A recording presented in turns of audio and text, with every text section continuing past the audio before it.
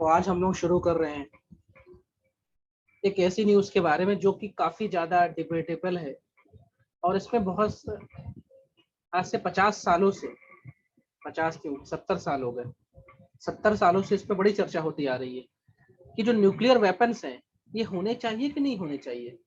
जिनके पास हैं वो कहते होने चाहिए, जिनके पास नहीं है वो कहते नहीं होने चाहिए।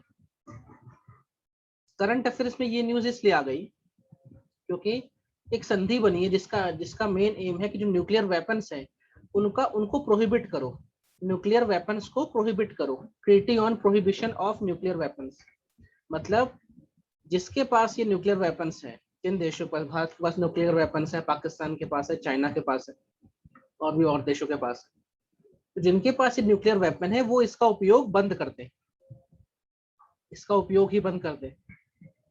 ठीक है, ये ट्रीटी अभी आई 22 जनवरी 2021 को फोर्स में आ गई है। लेकिन मजे की बात यह है कि जिन जिन देशों के पास न्यूक्लियर वेपन्स है ना, उन्होंने इस ट्रीटी को साइन नहीं किया है, उन्होंने इस ट्रीटी को नो बोल दिया। भाई अगर आप अमीर आदमी से बोलोगे कि सारा पैसा दान कर दो, ये कहो कि किसी भी व्यक्ति को अपने पास पैसे नहीं रखने चाहिए, तो जो अमीर होगा वो इस बात को भी ना मानेगा। जो गरीब है, जिसकी जेब खाली, वो तो बोल देगा हाँ हाँ किसी को अपने पास पैसे नहीं रखने चाहिए, लेकिन अमीर नहीं बोलेगा। यहाँ भी ऐसा ही हुआ है। Treaty on prohibition of nuclear weapons 22 जनवरी 2021 को लागू हो गई है और इस ट्रीटी को शुरू करने वाला, लगभग 100 से अधिक देशों से साइन करवाने वाली जो संस्था है, इसका नाम है international campaign to abolish nuclear weapons. इसके नाम में लिखा हुआ है ये अंतरराष्ट्रीय एजेंडा चलाती है जिसका मेन उद्देश्य क्या है कि जो न्यूक्लियर वेपन्स हैं, जो नाभिकी हथियार है, उनको खत्म कर दो, एबॉलिश कर दो। मतलब ये चाहती दुनिया, ऐसी दुनिया मिले, मतलब हमारी जो अर्थ है वो ऐसी रहे जिसमें न्यूक्लियर वेपन्स ना हो। क्योंकि आज दुनिया में इतने सारे न्यूक्लियर वेपन्स हैं कि ये हमारी धरती कई बार तबाह हो सकती है, कई बार तबाह हो सकती है। ठीक है, तो इनका ये कहना है कि आने वाली पीढ़ी इस डर में क्यों जिए कि कोई देश किसी पे अगर न्यूक्लियर वेपन फेंक देगा या अटैक कर देगा तो पूरा पूरा देश साफ हो जाएगा। और 1945 में हमने देखा था 6 अगस्त और 9 अगस्त को दुनिया ने पहली बार जाना कि न्यूक्लियर वेपन्स की ताकत क्या होती है। 6 अगस्त ये 1945 की बात है। 6 अगस्त 1945 को जापान का एक शहर था हिरोशिमा और 9 अगस्त को जापान का दूसरा शहर था नागासाकी। इन दोनों शहरों पे अमेरिका ने न्यूक्लियर बम गिराए और ये शहर आज भी लगभग तबाह की स्थिति में। जब ये शहर, इन शहरों में ये न्यूक्लियर वेपन्स बम गिराए गए थे आसमान से, तब तो जितने लोग थे सब एक बार में मर गए। लेकिन आज यहाँ की जमीन भी प्रदूषित है, यहाँ की नदी भी प्रदूषित है, यहाँ पे अच्छी वेजिटेशन नहीं होती, यहाँ के जंगल अच्छे नहीं है, यहाँ की आबो हवा में भी रेडिएशन है। तो आज 70 साल पहले कुछ हुआ था, उसका असर आज भी है। और अब तो हमारे पास बड़े खतरनाक न्यूक्लियर वेपन्स हैं। तो अब ये जो आईकैन है ये मुहिम चला रही है कि भाई दुनिया में न्यूक्लियर वेपन्स खत्म करो, और इसी ने ये संधि को ड्राफ्ट किया है और मोर देन 100 कंट्रीज, 100 से अधिक देशों ने इसको रेटिफाई कर दिया। मतलब एक होता है, कोई भी संधि बनती है तो पहले उसको साइन करना पड़ता है। पहला स्टेप है साइन करना। जैसे मान लीजिए मोदी जी ने साइन कर दिया कि हाँ भाई हम संतुष्ट हैं, तो मोदी जी देश के मालिक थोड़ी ना है। मोदी जी साइन करने के बाद हमारी संसद में उस संधि को रखेंगे और संसद से बोलेंगे कि भाई माननीय सांसद, अगर आप लोग इस संधि से सहमत हैं तो इस संधि को क्या करिए, रेटिफाई करिए। रेटिफाई, तो रेटिफाई कौन करती है? पार्लियामेंट करती है। साइन तो वो करेगा जो देश का मुखिया होगा। तो बहुत सी ऐसी संधि होती है जिसमें कोई देश साइन करता है लेकिन रेटिफाई नहीं करवा पाता। बहुत कम ऐसी संधियां होती जो साइन भी की गई है, बाद में रेटिफाई भी करवाई गई। जो मोर देन 100 कंट्रीज ने इसको रेटिफाई करवा लिया अपने देश की संसद से, जो ऐसी व्यवस्था है वहां से रेटिफाई करा लिया। लेकिन अभी मैंने कहा कि जिनके पास न्यूक्लियर वेपन्स हैं, जो देश न्यूक्लियर वेपन्स समृद्ध देश हैं, जिसमें आपके भारत है, पाकिस्तान है, चाइना है, जो भी सिक्योरिटी काउंसिल के 5 परमानेंट मेंबर है वो तो है ही है। इसके अलावा नॉर्थ कोरिया है, इसराइल है ना। ये सब देशों ने, जिनके पास भी न्यूक्लियर वेपन्स है, उन्होंने इसको रेटिफाई नहीं किया, क्योंकि ये संधि ये कह रही है कि जिसके पास जो भी न्यूक्लियर हथियार है उसको वो खत्म कर दे, उसको वो डिसमेंटल कर दे, उस बम को तोड़ ताड़ के अलग कर दे। तो इसमें हमने करोड़ों अरबों खरबों रुपए लगाए हैं, तो वो देश मना कर दिए। लेकिन बाकी जिन देशों ने ये नहीं बनाया है या नहीं बना पाए हैं, उन लोगों ने इसमें साइन कर दिया है। और आई कैन इतना अच्छा काम कर रहा है कि ये चाहता है दुनिया इस डर से ना जिए कि भाई न्यूक्लियर वेपन से और कभी भी, क्योंकि आज हमारे पास ऐसे ऐसे न्यूक्लियर वेपन है, ऐसे परमाणु बम है कि एक बम से पूरी धरती खत्म हो सकती है, पूरी धरती। ये लड्डू है ना, धरती का लड्डू गोला, वो खत्म हो जाएगा। और ऐसे हजारों बम मेरे पास, और एक बम ही इतने पावरफुल है। तो आई कैन इतना अच्छा काम कर रहा है, इसलिए 2017 का नोबेल पीस प्राइज भी इसको मिला था, शांति का नोबेल पुरस्कार मिला था, क्योंकि ये ऐसी बात कर रहा है कि भाई दुनिया से न्यूक्लियर वेपन्स खत्म होने चाहिए। यहाँ तक की बात क्लियर हुई सभी को?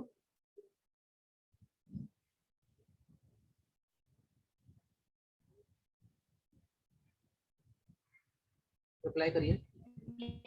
Yes, sir.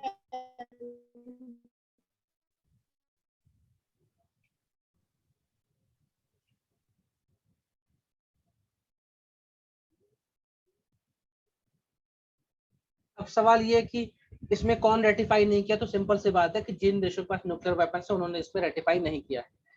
वो ये कह रहे हैं कि भाई हम क्यों करें, हम क्यों रेटिफाई करें, हम अपना जो न्यूक्लियर वेपन्स बनाए हैं हम इसको क्यों हटाते, हमने इसमें बहुत खर्चा किया हुआ है, हम इसको नहीं हटाएंगे। अब सवाल ये है कि भारत भी ऐसा कह रहा है, जबकि भारत तो शांति का मसीहा है, दुनिया भर में शांति की बात करता है, फिर अपने देश में ऐसे हथियार क्यों रखा है जो अशांति फैलाएं, जो कई गुना लोगों को मार सकते हैं एक ही बार में। तो भारत ऐसा क्यों कर रहा है? तो भारत ने बोला नहीं नहीं, ये जो TNPW है, यानी treaty on prohibition of nuclear weapons, हम इसको इसको लेकर सहमत नहीं है। भारत इसकी जगह एक नई चीज कहता है, उसका नाम है, भारत क्या कहता है, इसमें लिखा होगा,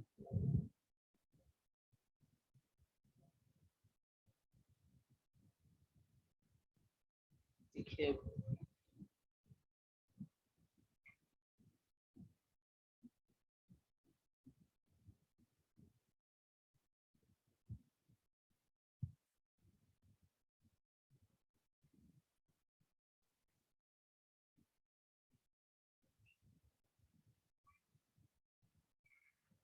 भारत ये कहता है कि भाई आप ये जो न्यूक्लियर वेपन्स को खत्म करने की बात कर रहे हो, या ये ठीक नहीं है, इससे अच्छा आप ये करो कि भारत कहता है, भारत क्या कहता है कि इससे अच्छा आप डिसआर्मामेंट की बात करो, डिसआर्मामेंट की बात करो।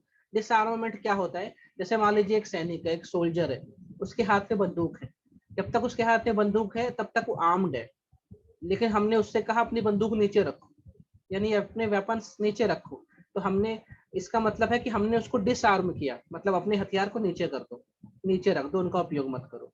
तो भारत ये कहता है कि भाई आप treaty on prohibition of nuclear weapons मत कहो, आप निषेध करने की बात मत करो। ये जो TPNW है, ये क्या कह रहा है कि पहली चीज तो आप, ये कह रहा है कि अब कोई न्यूक्लियर वेपन्स नहीं बनाएगा, क्योंकि प्रोहिबिशन लिखा हुआ है। दूसरा, इस ट्रीटी में ये बात कहीं नहीं कही गई है कि अपने हथियारों को खत्म करो, बस ये बोला है कि अब आगे कोई भी न्यूक्लियर वेपन्स नहीं बनाएगा। तो भारत का ये कहना है कि यार ऐसा क्यों करते हो, इससे अच्छा हम लोग ये कहते हैं कि जिनके जिनके पास न्यूक्लियर वेपन्स है, उनमें से मैं भी हूँ, वो धीमे धीमे करके अपने सारे न्यूक्लियर वेपन्स जो है उसको डिसआर्म कर दे, यानी उसको खत्म कर दे। भारत की ये नीति है। और भारत ये कहता है कि जब ये हम इस पे काम करेंगे तो हम सबका कंसेंसस लेंगे, यानी सबकी सहमति लेंगे। तो किसकी किसकी सहमति लेनी है? जिसके जिसके पास न्यूक्लियर वेपन्स है। भाई जो बंदूक लेके खड़ा है आदमी, उसी की बंदूक तो आप हटवाओगे ना, जो निहत्था है उसकी बंदूक क्या छीनेंगे हम? जिनके पास न्यूक्लियर वेपन्स है, भारत का ये कहना है कि हम सारे देश जिनके पास न्यूक्लियर वेपन्स है, वो एक साथ सहमत होते हैं कि हम सब डिसआर्ममेंट करेंगे। और जैसे हम यूएसए की बात करें, तो यूएसए के पास मोर देन 7,000 न्यूक्लियर वेपन्स है। रशिया के पास अगर देखें तो इसके पास भी 5,000 के आसपास है। इस तरह भारत के पास आए, ये देखिए कोई भी देश बताता नहीं उसके पास एक्चुअल कितने हैं, ये स्पेकुलेशन लगाया जाता है कि हाँ इतने होने चाहिए। पाकिस्तान के पास देखें तो हमसे थोड़ा ज्यादा है, मतलब सबके पास ठीक ठाक है। अभी इसमें चाइना भी है ना, यूके भी है, फ्रांस भी है। तो भारत की कहना है कि जिसके पास जितने भी न्यूक्लियर वेपन्स है, एक लाइन से सबको खत्म करे, सबको। मतलब जब डिसआर्म करना है तो सब कोई एक बार में, जैसे नहीं तो स्वाहा करते हैं हवन में, सबको स्वाहा कर देते हैं, एक बार में सब अपने वेपन्स को, न्यूक्लियर वेपन्स को खत्म कर दें। मतलब उसके बाद न यूएसए के पास भी शून्य न्यूक्लियर वेपन होने चाहिए, रशिया के पास भी शून्य होने चाहिए, मेरे पास भी शून्य, पाकिस्तान के पास भी शून्य। अगर ऐसा करो तब तो दुनिया या भविष्य सुखमय बीतेगा, बिना डर के बीतेगा। क्योंकि अभी आप क्या बोल रहे हो, treaty on prohibition of nuclear weapons, मतलब न्यूक्लियर वेपन्स अब कोई बनाए नहीं, ठीक है, नहीं बनाएंगे, लेकिन जो बना के बैठे हैं उनका क्या? जैसे भारत के पास मोटे तौर पर 150 न्यूक्लियर वेपन्स और यूएसए के पास 7000 है। तो यूएसए के पास हमसे कितने ज्यादा हैं? रशिया के पास 5000 है, अभी ब्रिटेन फ्रांस के पास भी 1,500-2,000 है। तो हमारे पास सिर्फ 150 है। पड़ोसी चाइना, पाकिस्तान के पास भी 180 है, चाइना के पास देखे तो मेरे ख्याल से 600 है। ये एग्जैक्ट फिगर नहीं, लेकिन फिर भी देखिए बहुत ज्यादा है। तो भारत ये कहता है कि नहीं, आप दुनिया भर के देशों को रोक क्यों रहे हो न्यूक्लियर वेपन्स बनाने के लिए? क्योंकि जिसके पास न्यूक्लियर वेपन होता है एक तरह का वो उसके पास डिटरेंस होता है, वो डरा सकता है, उस पर कोई हमला नहीं करता, क्योंकि उनको पता है अगर इस देश पे हम हमला करेंगे तो ये हम पे हमला करने के लिए शायद न्यूक्लियर वेपन यूज कर लें।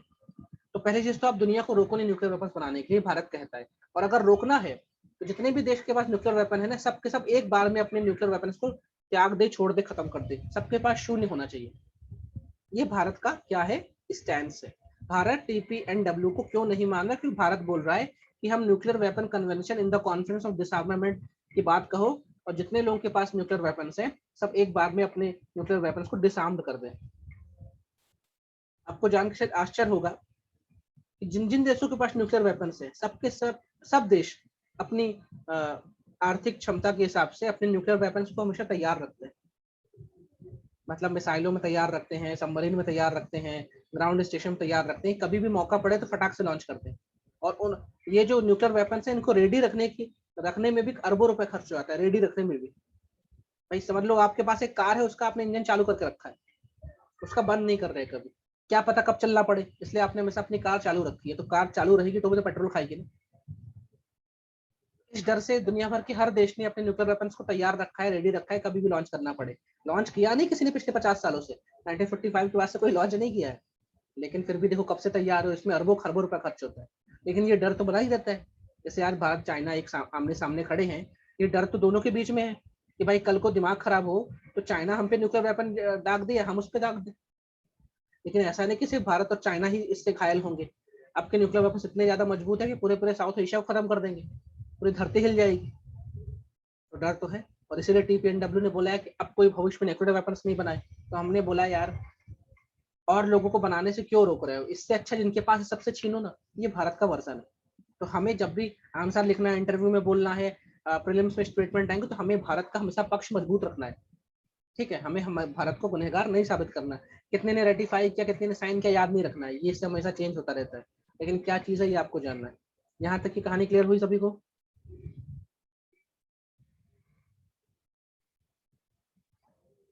Yes sir.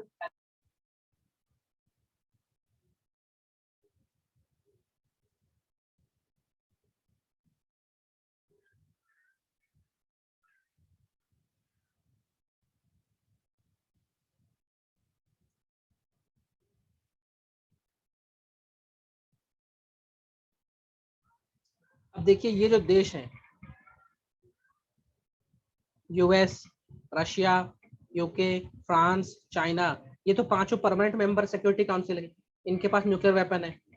India, Pakistan, north Korea, Israel, इनके पास भी न्यूक्लियर वेपन है। इनके पास भी न्यूक्लियर वेपन है।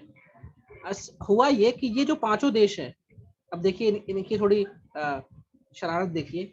इन पांचों देशों में सबसे आखिरी देश था चाइना, जिसने 1967 में न्यूक्लियर वेपन टेस्ट कर लिया। मतलब ये क्या हुआ, न्यूक्लियर पावर्ड कंट्री हो गया। सबसे पहला जो था टेस्ट करने वाला वो तो यूएसए था 1945 में, ठीक है, और उसने उसका परीक्षण भी कर दिया था जापान में। और सबसे आखिरी इन परमानेंट के मेंबर्स में था चाइना। जब चाइना ने 1967 में टेस्ट कर लिया तो इन पांचों ने सोचा यार हम पांचों तो समर्थ हो गए न्यूक्लियर वेपन से, अब हम चाहते दुनिया में और कोई देश न्यूक्लियर वेपन ना बना ले। इसलिए इन्होंने फटाक से 1967 में जब ये पांचों संपन्न हो गए, इन्होंने एक ट्रीटी बना दी, इसका नाम था NPT ट्रीटी। ये एक संधि बना दी। इस संधि का नाम है नॉन प्रोलिफरेशन ट्रीटी, यानी यानी गैर प्रसार या अप्रसार संधि, मोटे तौर पे ये है। एनपीटी का मतलब ये है कि सभी देशों से बोला, दुनिया के सारे देशों से बोला सबके सब एनपीटी में साइन करो। इस ट्रीटी में, इस संधि में साइन होने से ये हो जाता है कि अब आप कभी भी न्यूक्लियर वेपन नहीं बनाएंगे, क्योंकि इसका नाम है नॉन प्रोलिफरेशन ट्रीटी। प्रोलिफरेशन मतलब होता है बनाना या बढ़ाना, नॉन मतलब नहीं, हम नहीं करेंगे। तो 1967 में एनपीटी आई। क्यों आई? इन पांचों ने बना लिया था न्यूक्लियर बम। अब इन्होंने सोचा कि अब छठवां देश दुनिया में कोई ना बने इसके पास न्यूक्लियर वेपन हो। एनपीटी आई और दुनिया भर के देशों को इन्होंने फोर्स किया कि भैया आपको साइन करना पड़ेगा। सब लोगों ने साइन कर दिया। भारत पे भी बहुत फोर्स हुआ था। तो जब चाइना ने 1967 में न्यूक्लियर वेपन बनाया और हमारा पड़ोसी मुल्क था, तो हम लोगों को एक तरह से डर लगा। डर तो होना लाजमी है कि यार पड़ोसी के पास न्यूक्लियर वेपन आके कल को हम पे अटैक करते, और चाइना के साथ 1962 में वॉर हो चुका था, उस वॉर में हम हार चुके थे। तो हमें जेन्युइन डर था कभी चाइना हम पे अटैक करेगा अगली बार तो न्यूक्लियर वेपन तो रहेगा उसके पास। तो 1967 से भारत का जो न्यूक्लियर प्रोग्राम है ये भी शुरू हो गया, क्योंकि जैसे चाइना ने अपना एक काम किया तुरंत हमने अपना न्यूक्लियर प्रोग्राम लॉन्च कर दिया। और ये एनपीटी में सबसे बड़ा जो शिकार था वो भारत को ही इनको बनाना था, क्योंकि चाइना ने रिपोर्ट दे दी थी ऊपर कि यार भारत बहुत तेजी से काम कर रहा है, इसको फटाफट एनपीटी साइन कराओ, क्योंकि अगर भारत बनाने का न्यूक्लियर वेपन तो फिर दिक्कत हो जाएगी। लेकिन भारत तो भारत ही है। हमारा न्यूक्लियर प्रोग्राम 1967 में चालू हो गया था, हमने एनपीटी में साइन नहीं किया। और 1974 में हमने अपना पहला न्यूक्लियर टेस्ट किया। उस समय इंदिरा गांधी की सरकार, मई का महीना था, पोखरण में किया था। ये पोखरण फर्स्ट था, हमने पहली बार अपना न्यूक्लियर वेपन टेस्ट किया। ठीक है। उसके बाद इसके 24 साल बाद 1998 में हमने पोखरण सेकंड किया, और पोखरण सेकंड में हमने टोटल 5 टेस्ट किए थे 1998 में। इसका नाम था स्माइलिंग बुद्धा, बुद्ध पूर्णिमा थी उस दिन, और इस समय अटल बिहारी वाजपेयी की सरकार थी। पहले वाले पोखरण में इंदिरा गांधी की सरकार थी। तो भाजपा और कांग्रेस दोनों ने सहयोग किया इस देश को बढ़ने में। तो 1998 में जब हमने इसमें टेस्ट किया पोखरण में, पोखरण 2 हुआ, और इसको लीड कर रहे थे अब्दुल कलाम। इस वाले को एपीजे अब्दुल कलाम लीड कर रहे थे। तो तब हमने टेस्ट करके दुनिया को बता दिया कि now we are a nuclear weapon capable country. हम भी एक न्यूक्लियर वेपन संपन्न देश 1998 में। और हमसे सिर्फ 6 दिन बाद पाकिस्तान ने भी अपना न्यूक्लियर टेस्ट करके उसने भी घोषणा कर दी कि हम भी न्यूक्लियर कैपेबल कंट्री हैं, क्योंकि पाकिस्तान को सपोर्ट चाइना और यूएसए ने किया था। पाकिस्तान ने 100% अपने दम से नहीं बनाया था, लेकिन हमने 100% अपने दम से बनाया था। ये जो ट्रीटी आई एनपीटी में ये है कि जो भी इसको साइन करेगा वो न्यूक्लियर वेपन नहीं बना पाएगा। भारत ने इसको साइन नहीं किया, आज भी इसमें भारत साइन नहीं किया। तो दुनिया में आज 4 देश ऐसे हैं, सिर्फ 4 देश जिन्होंने एनपीटी में साइन नहीं किया। उसमें कौन है? एक तो आपका देश भारत, दूसरा आपका पड़ोसी देश पाकिस्तान, तीसरा है इजराइल, और चौथा है, सॉरी इजराइल नहीं है, नॉर्थ कोरिया है।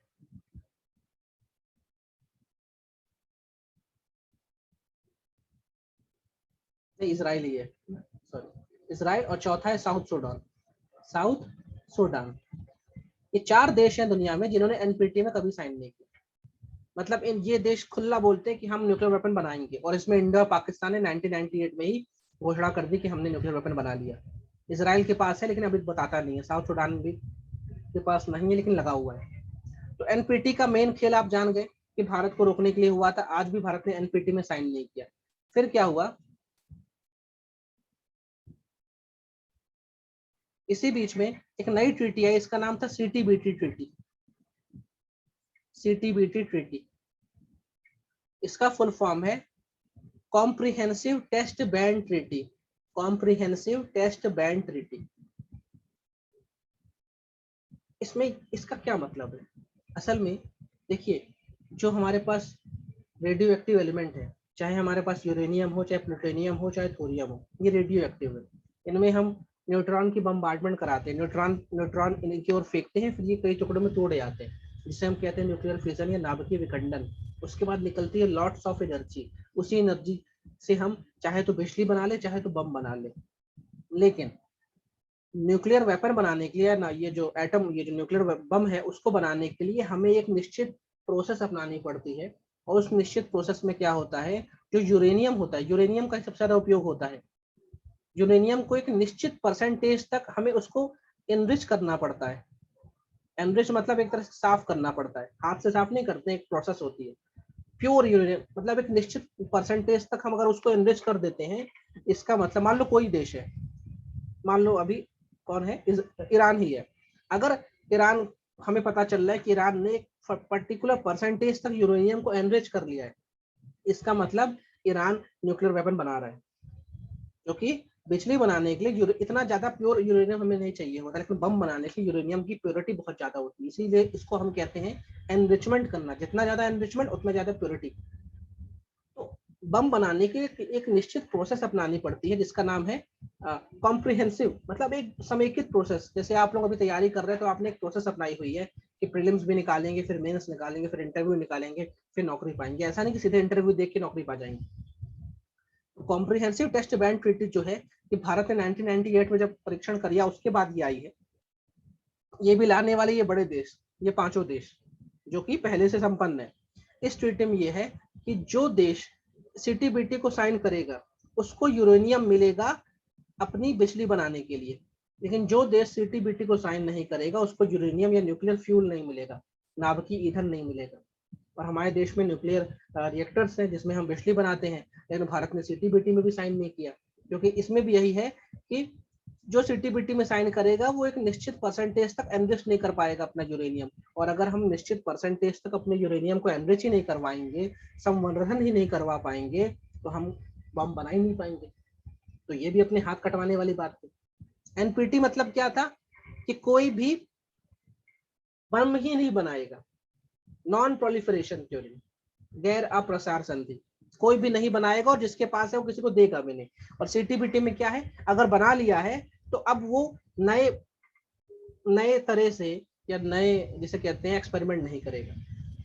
जो तुमने कर लिया पहले कर लिया, लेकिन अब सीटीबीटी साइन करने के बाद अब तो एक नया बम नहीं बनाओगे। भारत ने सीटीबीटी भी साइन नहीं की, लेकिन सीटीबीटी की शर्त ये थी कि जो सीटीबीटी में देश साइन नहीं करेगा उसको जो न्यूक्लियर फ्यूल होता है यानी नाभिकीय ईंधन जैसे यूरेनियम, ये नहीं मिलेगा। जब ये नहीं मिलेगा तो भारत के इतने सारे न्यूक्लियर रिएक्टर है जो बिजली बना रहे हैं, उनके पास जब ईंधन ही नहीं पहुंचेगा तो बिजली कैसे बनेगी। तो भारत बेचारा कई सालों तक परेशान था, उसको यूरेनियम नहीं मिलता था, क्योंकि भारत में यूरेनियम नहीं होता है। जहां जहां होता था वहां पे अब वैसे भी कम होता है, और इसके रिएक्शन इतने ज्यादा होते हैं, इतना ज्यादा रेडियो एक्टिव होता है कि हमने अपनी खदानें भी बंद कर दी। तो आज के समय ना भारत एनपीटी का सदस्य ना सीटीबीटी का सदस्य, लेकिन भारत में लगभग 20 न्यूक्लियर रिएक्टर्स है जिनको यूरेनियम चाहिए, और भारत ने एनपीटी भी साइन नहीं किया, सीटीबीटी भी साइन नहीं किया। तो जो देश सीटीबीटी में साइन नहीं करते उनको क्या नहीं मिलता है, न्यूक्लियर फ्यूल नहीं मिलता है। एक संस्था है यानी ग्रुप ऑफ कंट्रीज है, इसका नाम है एनएसजी, इसका पूरा नाम है न्यूक्लियर सप्लायर ग्रुप। ये उन देशों का समूह है जिनके देश में यूरेनियम निकलता है, तो जिनके देश में यूरेनियम निकलता है वो तो बेचेंगे ना किसी और को, लेकिन ये एनएसजी उन्हीं देश को अपना यूरेनियम बेच सकते हैं जिसने सीटीबीटी में साइन किया हो। भारत ने साइन किया नहीं है, तो भारत को ये एनएसजी देश अपना यूरेनियम बेच नहीं सकते थे। लेकिन जब मनमोहन सिंह की सरकार थी तो उन्होंने काफी ज्यादा जोर किया, अमेरिका को अपने पक्ष में लिया, और एक ट्रीटी हुई थी, बहुत ही ऐतिहासिक ट्रीटी। हम लोग मनमोहन सिंह को बहुत भला बुरा बोलते हैं अभी व्हाट्सएप यूनिवर्सिटी में कि वो आदमी कुछ नहीं कर पाया, लेकिन उसने जो किया था ना उसकी वजह से आज हम बहुत ज्यादा अपने ऊपर आत्मनिर्भर है। मनमोहन सिंह की सरकार ने एक यूएस इंडिया न्यूक्लियर डील की थी, अमेरिका भारत न्यूक्लियर डील की थी। उसमें यह था कि भारत के लिए स्पेशल क्लॉज जोड़ा गया, इसमें सीटीबीटी में। सीटीबीटी में क्या था, जो साइन नहीं करेगा उसको यूरेनियम नहीं मिलेगा, लेकिन इसी सीटीबीटी में एक नया लाइन जोड़ी गई सिर्फ भारत के लिए कि भारत ने एनपीटी भी साइन नहीं की है, भारत ने सीटीबीटी भी साइन नहीं की है, फिर भी भारत एक जिम्मेदार देश है, इसने न्यूक्लियर बम बनाया है लेकिन किसी पे यूज नहीं किया है। और भारत की साख को देखते हुए, भारत की क्रेडेंशियल्स को देखते हुए हम भारत को अलाउ करते हैं कि भारत बिना सीटीबीटी में साइन किए हुए भी इन एनएसजी कंट्री से क्या ले सके, यूरेनियम ले सके। ये भारत दुनिया में इकलौता ऐसा देश है भारत जिसके लिए सीटीबीटी में अलग से क्लॉज है कि भैया तुमने साइन नहीं किया फिर भी तुम्हें यूरेनियम मिलेगा।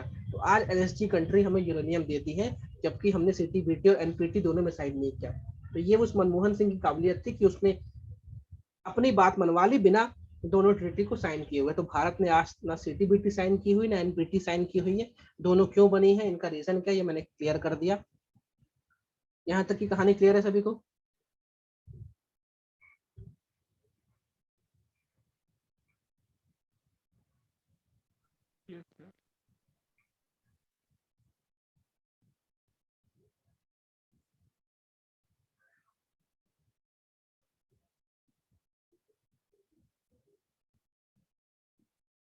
अब ये भारत के न्यूक्लियर प्रोग्राम के बारे में है।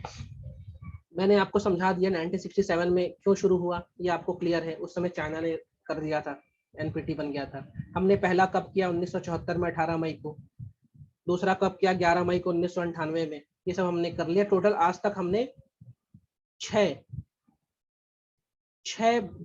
न्यूक्लियर वेपन टेस्ट किए हैं। और सोचिए 6 में ही हमने अपने आप को डिक्लेयर कर दिया कि हमारे पास कैपेबिलिटी है, जबकि यूएसए ने 1000 से अधिक टेस्ट किए हैं, फ्रांस ने भी बहुत सारे किए हैं। अभी एक करंट अफेयर्स की न्यूज है, वही मैं आपको समझाऊंगा कि अभी बड़ा बवाल मचा है फ्रांस के नाम पे, उसने क्या किया वो भी देखेंगे। और हमारा जो कोड वर्ड था वो था स्माइलिंग बुद्धा, यानी बुद्ध मुस्कुरा रहे हैं। और 1998 में जब अटल बिहारी वाजपेयी ने सरकार ने इसको टेस्ट कराया था ना, तो अमेरिका ने हम पे सैंक्शन लगा दिया था। अगर आप लोगों को और जानना हो तो एक मूवी है मेरे ख्याल से, पोखरण नाम से मूवी है जॉन अब्राहम की, उसको देखना कि हमारे साइंटिस्ट कितनी विषम परिस्थितियों में सब काम कर लेते हैं। ठीक है, इसीलिए इंडिया को महान कहा जाता है। ठीक है, तो भारत ने अपनी जो हमारा जो ये न्यूक्लियर वेपन प्रोग्राम है, हम क्या बोलते हैं, हमारा जो डॉक्ट्राइन है, यानी हमारी नीति क्या है, मिनिमम क्रेडिबल डिटरेंस की नीति है। मतलब इसका अर्थ ये होता है, ये भारत की न्यूक्लियर डॉक्ट्राइन है, न्यूक्लियर नीति है। भारत ये कहता है कि भारत के बगल में पाकिस्तान के पास न्यूक्लियर वेपन है, पाकिस्तान तो रोज धमकी देता है हम न्यूक्लियर बम फेंक देंगे, न्यूक्लियर बम फेंक देंगे। भारत कभी नहीं कहता कि हम न्यूक्लियर बम फेंकेंगे।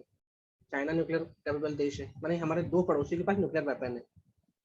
भारत ये कहता है कि मेरे पास जो न्यूक्लियर वेपन है ये सिर्फ मेरी आत्मरक्षा के लिए, मैं पहले, नो फर्स्ट यूज। भारत क्या कहता है, नो फर्स्ट यूज। हम किसी भी युद्ध में पहले पहले बम नहीं फेंकेंगे। और अभी शायद 4 महीने पहले राजनाथ सिंह जो रक्षा मंत्री, उन्होंने बोला था जो अटल बिहारी वाजपेयी के समय से नो फर्स्ट यूज पॉलिसी चली आ रही है, उसको हम थोड़ा चेंज करेंगे। लेकिन अभी चेंज नहीं, अभी भी हमारी नो फर्स्ट यूज पॉलिसी, मतलब अगर हम पे अटैक होगा तब हम अटैक करेंगे रिटेलिएशन में, हम पहले किसी पे बम नहीं फेंकेंगे। लेकिन इस नो फर्स्ट यूज के साथ कुछ शर्तें हैं।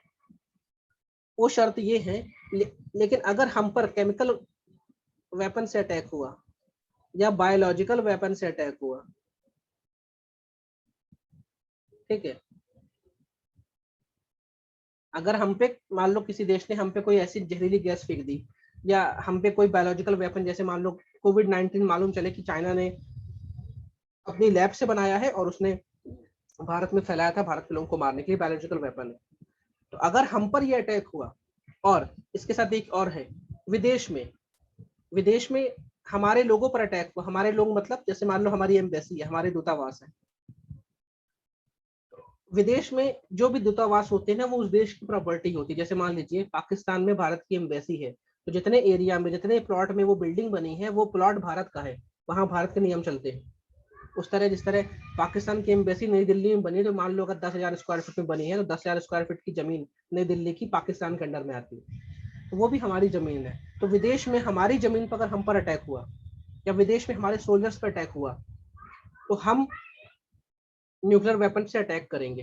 तो ये अपवाद है, क्या हम पर अगर केमिकल वेपन से अटैक हुआ, हम पे अगर बायोलॉजिकल वेपन से अटैक हुआ, या विदेशों में हमारी जमीन पर अटैक हुआ, विदेश में हमारी जमीन मतलब जो हमारी दूतावास है, हमारी एम्बेसी है, उन पर अटैक हुआ, तो हम अटैक कर देंगे न्यूक्लियर वेपन से, हम अटैक कर देंगे। ठीक है, लेकिन इसे युद्ध में हम पहले नहीं फेंकेंगे बम, हम पहले बम नहीं फेंकेंगे। अगर हम पे कोई फेंकेगा तो हम फेंकेंगे। तो नो फर्स्ट यूज की जो डॉक्ट्राइन है वो ये, नो फर्स्ट यूज की। क्लियर हुई बात?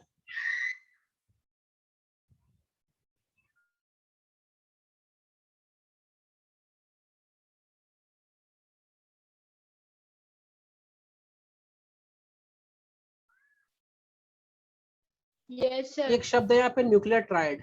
ट्राइड मतलब होता है थ्री, या ट्राई, या थ्री लिख लो, थ्री है ना। भारत दुनिया के उन चुनिंदा देश में जिनके पास न्यूक्लियर ट्राइड की कैपेबिलिटी। न्यूक्लियर ट्राइड क्या होता है? जमीन से हम न्यूक्लियर वेपन लॉन्च कर सकते हैं, एयर से हम न्यूक्लियर वेपन लॉन्च कर सकते हैं, और वाटर से हम न्यूक्लियर वेपन लॉन्च कर सकते हैं।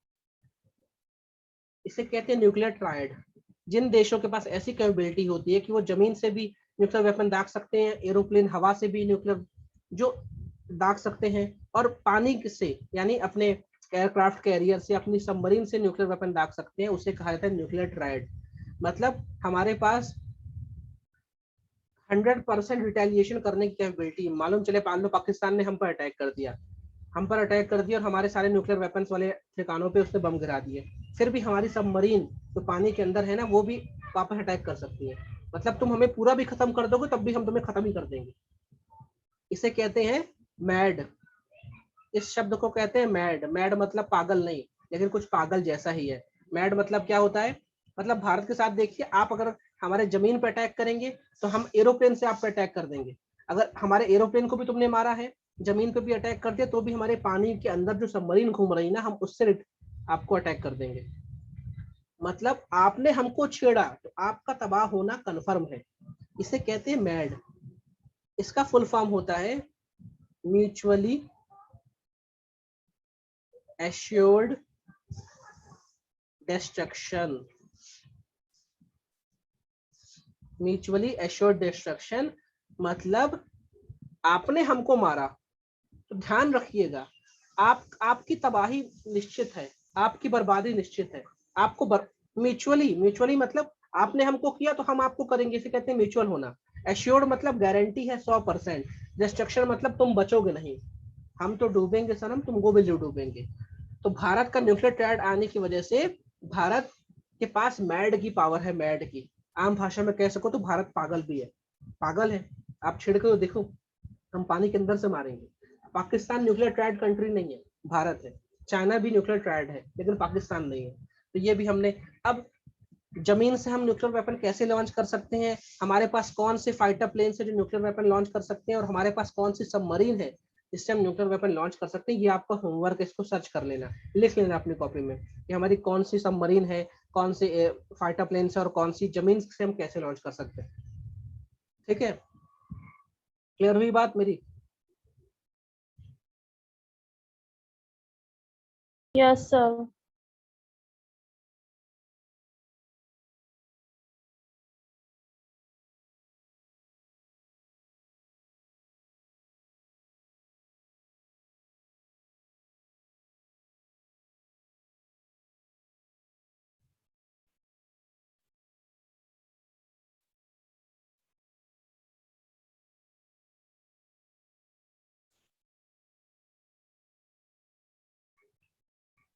Minimum credible destruction. इसका अर्थ यह होता है कि हमने जो न्यूक्लियर वेपन बना के रखे हैं सिर्फ डराने के लिए। जैसे मान लीजिए किसी व्यक्ति के पास बंदूक है, तो कोई उससे लड़ता नहीं है, क्योंकि वो बंदूक देख के डर जाता है कि अगर इससे लड़ूंगा तो हो सकता है बंदूक से फायर कर दे। उसने बंदूक से फायर नहीं किए, लेकिन उसकी बंदूक से ही एक डर है, एक भय है। पुलिस वाला हाथ में डंडा लेके खड़ा रहता है, तो लोग चुपचाप लाइन से चलते हैं कि पता चले कोई एक डंडा हमको पड़ जाए पीछे से। यही हमारा मिनिमम क्रेडिबल डिस्ट्रक्शन, कि हम अपने पड़ोसी मुल्कों को बताना चाहते हैं कि हमसे थोड़ा धमक के रहो, हम डरा नहीं रहे आपको, मिनिमम है, हम आपको डरा नहीं रहे। लेकिन ध्यान रखिए कि हमारे पास जो चीज है ना, वो बिल्कुल पक्की चीज है, क्रेडिबल चीज है, भरोसा कर सकते हो। एक बार तुम्हारे बम चलेंगे तो फेल हो सकते हैं, हमारा बम चला तो फेल नहीं होगा। मतलब हमारे पास जो ताकत है वो क्रेडिबल वाली है। हमने लॉन्च किया तो तुम पे अटैक होगा, लेकिन ध्यान रहो दोस्त कि हम तुमको डरा नहीं रहे। कि हम कहते हैं मिनिमम क्रेडिबल डिस्ट्रक्शन। सिर्फ पाकिस्तान बोलता है कि हम आप पे बम फेंक देंगे, हम कभी नहीं बोलते हम आप पे बम फेंक देंगे।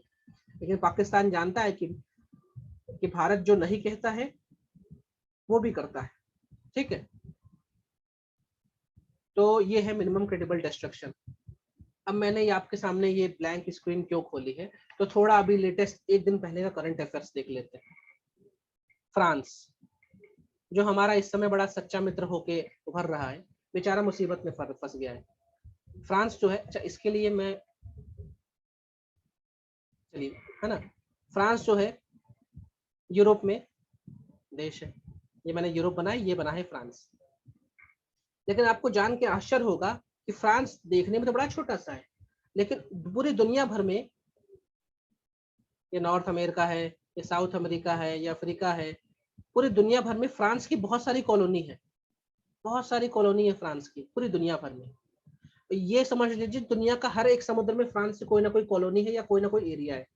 यहाँ तो पूरा पूरा एक देश है फ्रेंच गियाना, साउथ अमेरिका में, और फ्रांस अपनी सारी सैटेलाइट यहीं से लॉन्च करता है, फ्रेंच गियाना से। अफ्रीका में भी कई इसके एरिया है, और जैसे ये छोटा सा मैं भारत बना देता हूँ, है ना। तो यहाँ भी हमारे पास इंडियन ओशन में इसका आइलैंड है, इसका नाम है रीयूनियन आइलैंड, बहुत ज्यादा इंपॉर्टेंट है। रीयूनियन आइलैंड फ्रांस का है। अब ये जो एरिया है ये प्रशांत महासागर का, इसे ओशियाना कहते हैं। यहाँ पे एक छोटा सा देश है, इसका नाम है फ्रेंच पॉलिनेशिया। मैं बिल्कुल अभी आज का चल तारीख 3 तारीख है ना, मैं 1 जुलाई की बात बता रहा हूँ आपको, 1 जुलाई की। फ्रेंच पॉलिनेशिया नाम का देश है। मैंने मैप नहीं खोला है, आप लोग देख लेना मैप में। फ्रेंच पॉलिनेशिया नाम का एक बहुत छोटा सा देश। ये नाम से देखो क्या है, फ्रेंच पॉलिनेशिया, फ्रांस का एरिया है। जैसे मैंने यहाँ पे एक देश है उसका नाम बोला फ्रेंच गियाना, ये फ्रांस का एरिया है।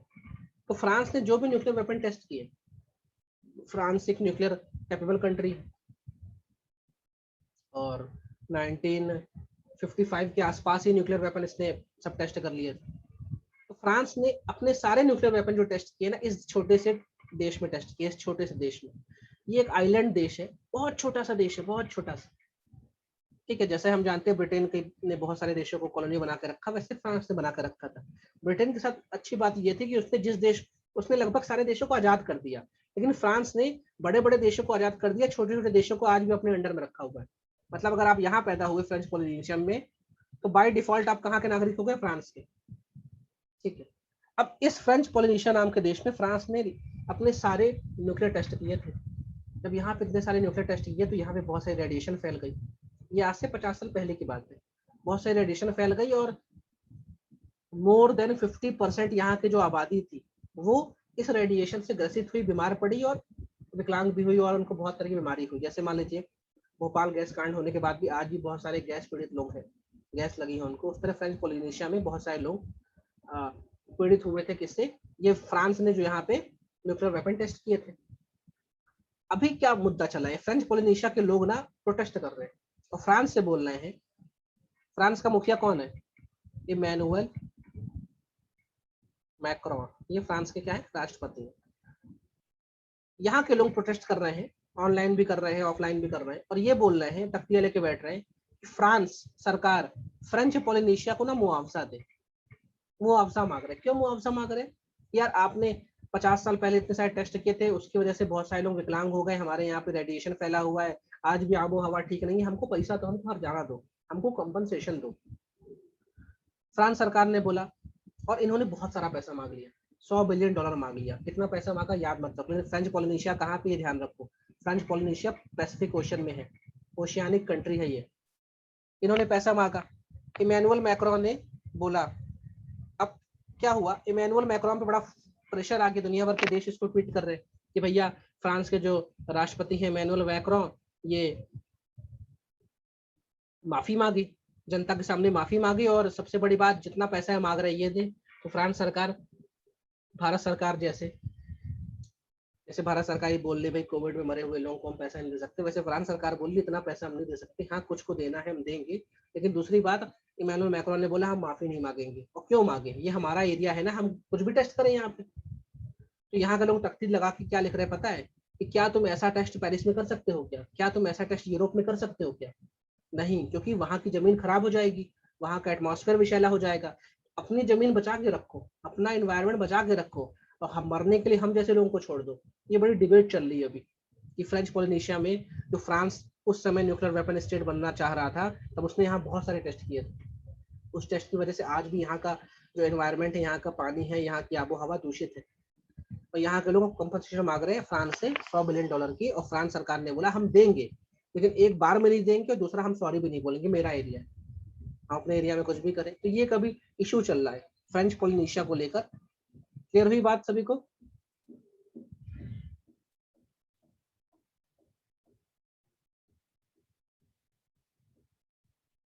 अप्लाई करिए। Yes, sir.